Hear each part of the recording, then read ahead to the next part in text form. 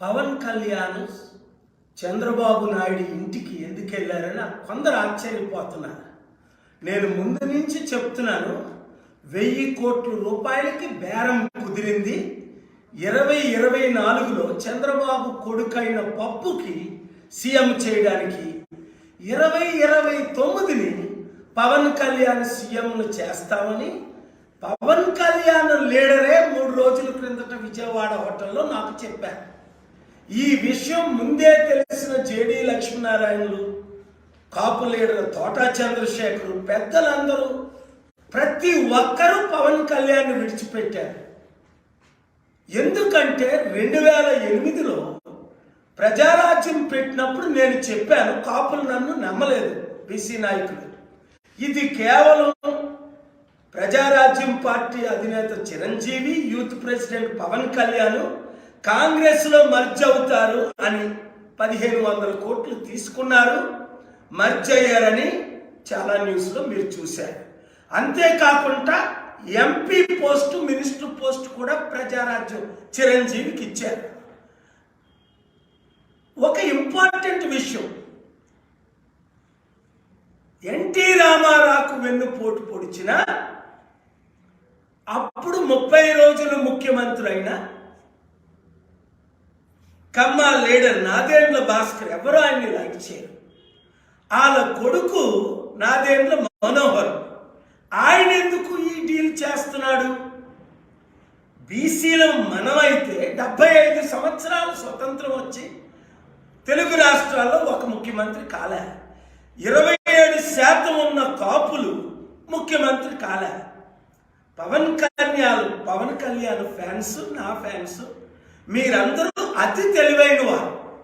అందుకనే మీ కామెంట్లు చూసి నేను సంక్రాంతి శుభాకాంక్షలు చెప్పాలనుకుంటున్నాను. కామెంట్లతో సరిపోదు మనకి.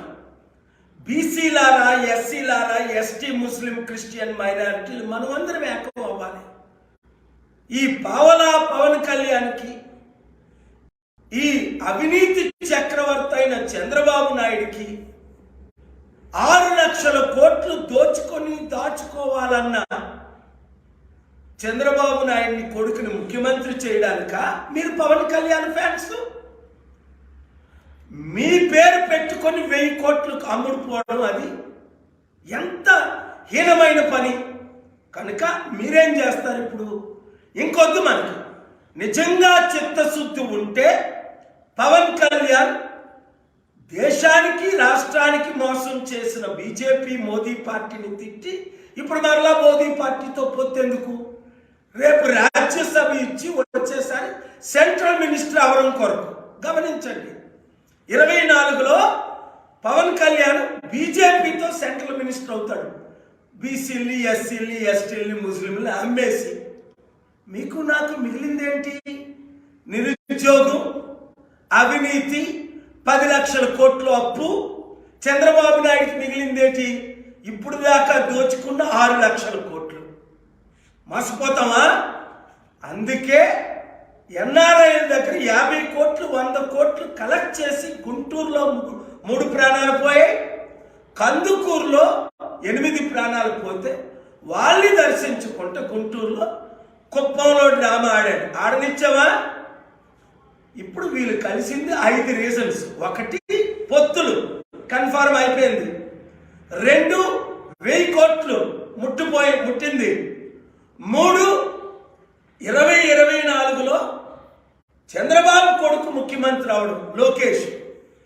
4 చంద్రబాబు బీజేపీ కలిపి రాజ్యసభ ఇచ్చి ఎంపీని చేయడు, పవన్ కళ్యాణ్ మినిస్టర్ చేయడు సెంట్రల్లో.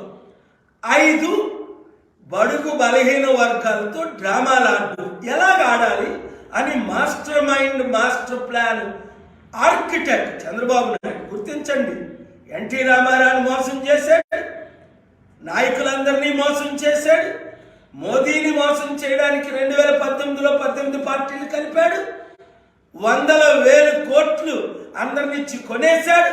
చివరికి ఆయన గురువు అయిన నన్ను 2014లో 0.5%తో గెలిచాడు. నేను 18 మీటింగులు పెట్టి గెలిపిస్తే మీరు నేను కష్టపడితే చంద్రబాబు నాయుడు ఒకటైనా చేశాడా? స్పెషల్ స్టాటస్ తెచ్చాడా? స్పెషల్ ప్యాకేజ్ తెచ్చాడా? కంపెనీలు పెట్టాడా? నిరుద్యోగ సమస్య నిర్మూలన చేశాడా? రైతులను ఆదుకున్నాడా?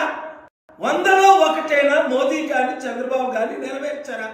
అలాంటి మోదీ చంద్రబాబుతో కలిసిన పవన్ మీరేం చెయ్యాలి? చిత్తుగా ఓడించాలి, బయటికి రావాలి, ధర్నాలు చేయాలి. ఈ వీడియో అందరికీ షేర్ చేయండి.